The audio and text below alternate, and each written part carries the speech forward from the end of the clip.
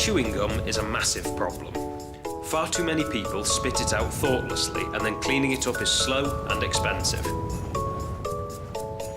The Aspira Chewing Gum Repellent can't make the gum leap into the nearest bin, but it can make it much easier to remove by creating a surface which is much more difficult for the gum to stick to.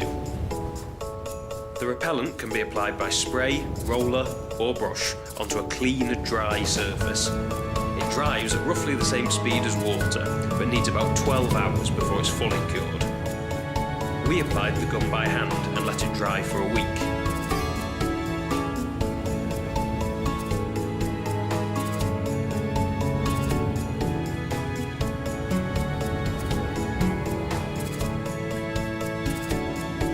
Using a scraper, you can see how easily it comes off on the treated side of the paving. The water demonstrates how effectively the repellent works.